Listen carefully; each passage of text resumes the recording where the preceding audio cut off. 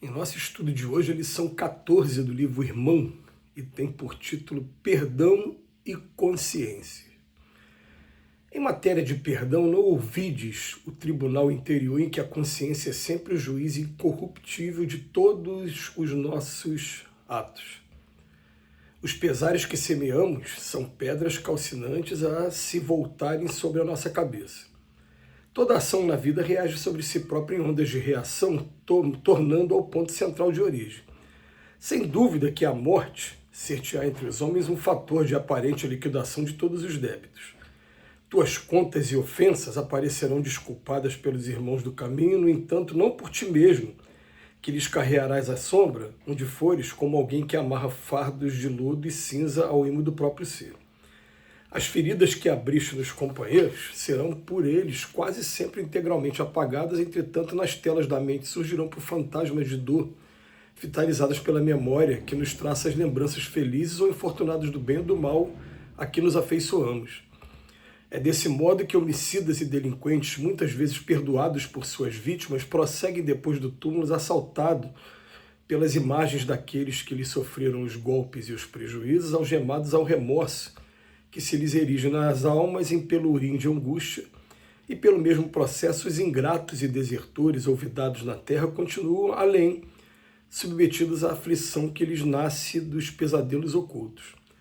Não desprezes a oportunidade de auxiliar sempre, exercitando a bondade e a tolerância, o amor e a compreensão, porque o mal muitas vezes transforma-se em paz e luz naqueles que o recebem, e invariavelmente é sempre treva e dor naqueles que o praticam. O Emmanuel vem chamar a atenção, para um detalhe que é muito corriqueiro quando a gente vai começar a estudar as obras desses espíritos que se propõem a contar como é que é a vida do lado de lá. E a gente vai colocar aqui, o André Luiz, através da psicografia de Chico Xavier, Manuel Filomeno de Miranda, através da psicografia de Valdo Pereira Franco. São dois espíritos que contam com minúcias, com detalhes. A gente vai encontrar outros, vai encontrar Luiz Sérgio, a gente vai encontrar outros espíritos que contam episódios que acontecem no mundo espiritual.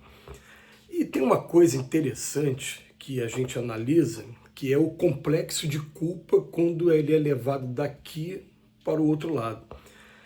Porque quando a gente faz o mal por algum motivo, o que acontece? A nossa consciência, ela acusa. Como é que ela acusa? Porque naturalmente o mal que a gente praticou cria uma carga magnética na gente. Magnetismo. Igual imã de geladeira, magnetismo. E esse magnetismo que ele cria na gente impede que a gente tenha acesso a moradas mais bem-aventuradas. Então você tenta ir para um lugar melhor e não consegue. Não consegue por quê? Porque a tua carga magnética está incompatível. Aí você vai olhar para a tua carga, por que ela está incompatível? Por conta daquilo que você praticou. E aquilo que você praticou fica meio que rondando a sua consciência, bate o arrependimento, bate o remorso, por que eu fui fazer aquilo? Agora eu podia estar numa condição bem melhor e não estou por minha culpa, porque eu acabei não conseguindo me controlar num determinado momento. E tem um detalhe até bastante interessante também, que a gente usa sempre como exemplo um episódio narrado no livro Os Mensageiros, que é o segundo livro da série André Luiz. Depois do Nosso Lar vem Os Mensageiros, que fala dos médios decaídos. Tem um momento nesse livro em que é relatado o caso de um médico e que o André Luiz, por ser médico, ele se interessa por aquele caso do médico. Ele vê um médico muito atordoado, muito perseguido, obsediado mesmo, no plano espiritual. E ele vai se inteirar do porquê que aquele médico está passando por isso. E ele é informado que aquele médico ele tinha se tornado um cirurgião famoso, mas conforme ele começou a obter sucesso como cirurgião, ele começou também a fazer fortuna, e quando ele foi fazendo fortuna, ele acabou não cuidando da maneira que devia dos pacientes dele. Então, alguns perderam a vida e outros ficaram com danos permanentes por conta de erro médico. E aí quando chega no plano espiritual, esse médico está sendo perseguido por um monte de gente, mas o detalhe que chama a atenção é que o André Luiz pergunta, fala, meu Deus, aquele pessoal todo que está ali foi vítima dele? Aí a resposta, não, a maioria das vítimas já o perdoaram e seguiram, foram embora. Falei, quem são eles então? São vítimas de outros médicos que praticaram também coisas semelhantes. Então, peraí, então a consciência culpada, ela faz isso na gente. Às vezes eu já pratiquei o ato com aquela pessoa, e como diz o Emmanuel aqui no final da lição, né? O que ele fala para a gente mesmo?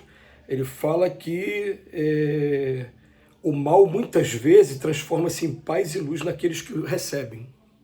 Porque recebem, mas conseguiram suportar, né? E vai mostrando também a capacidade de perdão, de indulgência, que vira luz. Agora, naquele que pratica, não, é sempre treva e dor naqueles que o praticam. E todas as vezes que a gente lembra desse exemplo que está no livro dos Mensageiros, aí vem na nossa mente também a situação de, principalmente no nosso país, de políticos que, através da corrupção, desviam a verba pública e não deixam que a gente tenha um serviço principalmente de saúde, de segurança pública e de educação, que são os três pilares, né? Todo governo quer falar sobre isso, né? Quer falar de saúde, segurança pública e educação. E aí o que acontece? Ele chega do outro lado, ele está sendo atordoado por um monte de gente, aqueles foram as vítimas dele. Não, às vezes a pessoa já até perdoa, mas quem são? São pessoas que se sentiram vítimas de outros igual a ele. Ele fala, você é um deles. E isso realmente, né, incomoda, traz uma preocupação na gente, né? É um incômodo bom, né? A gente fica pensando, meu Deus, eu vou interrogar minha consciência agora. Será que eu estou prejudicando alguém a ponto de outros espíritos que também foram prejudicados da mesma maneira, depois eles começarem a cobrar de mim? Porque aqui na Terra, às vezes é muito comum também uma pessoa assim, com ideias de vingança. Eu não consigo mais me vingar daquele que fez o mal contra mim, porque eu não sei qual é o paradelo dele, eu acabei não conseguindo identificar. Mas eu vou me desforrar em outros que fizerem parecido com o que fizeram comigo. É comum esse tipo de coisa acontecer para a gente, né? Eu trabalho na justiça há 29 anos e a gente vê casos como esse, sim, lá nos tribunais. Tudo bem. Aí a gente fica pensando assim, né? Isso acontece no plano espiritual e eles falam categoricamente. Acontece, mas tudo vai depender do teu complexo de culpa. E essa frase é muito dura aqui para a gente analisar. As feridas que abriste nos companheiros serão por eles quase sempre integralmente apagadas. Tá? Entretanto, nas telas da mente nossa, eles apagaram a dor. Na nossa tela da mente surgirão por fantasmas de dor vitalizadas pela memória que nos traça as lembranças. Felizes ou infortunados do bem ou do mal, aqui nos afeiçoamos. Ele vem falar, é desse modo que homicidas e delinquentes, que muitas vezes são perdoados por suas vítimas, prosseguem depois do túmulo assaltado pelas imagens daqueles que lhe sofreram os golpes e os prejuízos, algemados ao remorso. Então, para que serve esse remorso? Por que esse tipo de coisa acontece? Porque, na verdade, é um mecanismo que a divindade ela utiliza para mostrar para a gente aonde a gente tem que melhorar.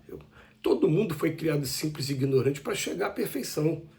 Então chega um momento que esse complexo de culpa está mostrando para ele, enquanto você estiver nesse comportamento, você não vai ter acesso a moradas mais bem-aventuradas, porque você não vai conseguir o progresso que todos almejam.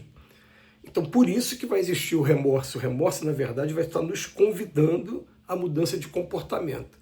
Agora, os espíritos também têm sido unânimes nas respostas sobre esse assunto que a gente tem obtido e falaram o seguinte, pensa numa coisa, a depressão aqui na Terra faz um estrago muito grande, imagina do outro lado da vida. Então, todo mundo erra, o erro é humano, tudo bem, mas quando chegar do outro lado, a gente sentir esse remorso não pode ser estagnador, paralisador. Ele tem que ser aquela coisa para a gente identificar o erro e falar, agora eu quero consertar, me ajuda a consertar, e a gente partir para reparar o mal que a gente fez. Porque ninguém nasceu para sofrimento, a gente nasceu para o progresso. Que Jesus nos abençoe hoje e sempre.